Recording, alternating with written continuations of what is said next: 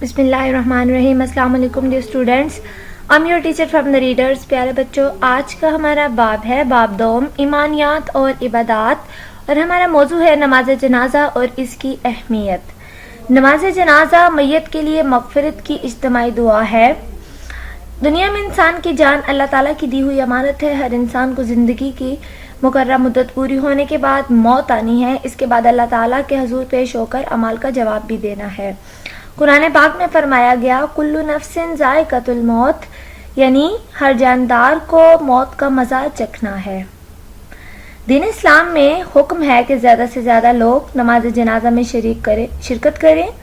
फौत होने वाला शख्स मर्द हो या औरत, बच्चा हो या बूढ़ा, मैयत कहलाता है। नमाज जनाजा जमात की सूरत में अदा की जाती है। सब लोग इमाम के पीछे काबा रुख खड़े हो जाते हैं। फिर नमाज जनाजा की तकबीरें कही जाती हैं, जिसमें सना दुरूद पाक और मैयत की मगफिरत के दुआ करके सलाम फेरा जाता है।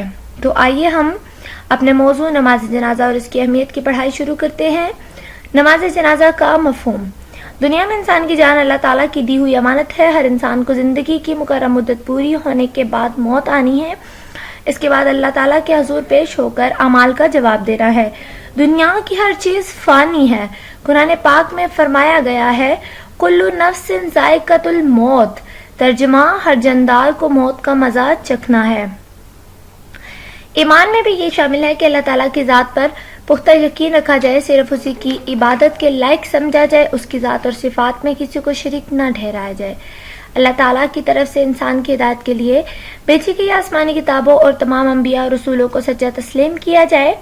हजरत मोहम्मद सल्लल्लाहु अलैहि वसल्लम को क़यामत तक के लिए आखिरी रसूल और आखिरी नबी तस्लीम किया जाए, और कुरान करीम को अल्लाह ताला की भेजी गई आखिरी किताब तस्लीम किया जाए। यहाँ से हमारा पहला सवाल शुरू होता है। सवाल नंबर 1 है हमारा, नमाज जनाजा से क्या मुराद है?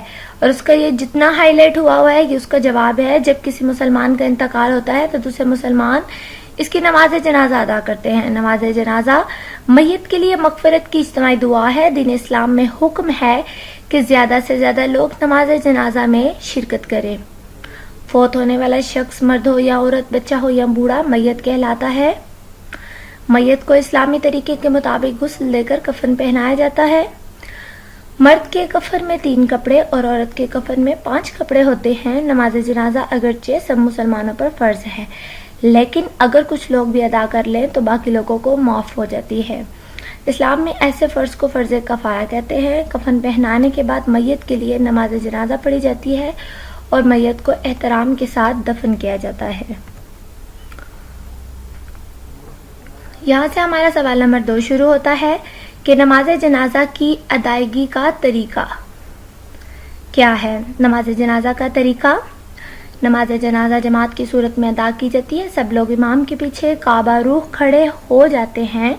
फिर नमाज जनाजा की तकबीरें कही जाती हैं, जिसमें सना दुरूद पाक और मैयत की मगफिरत के लिए दुआ करके सलाम फेरा जाता है।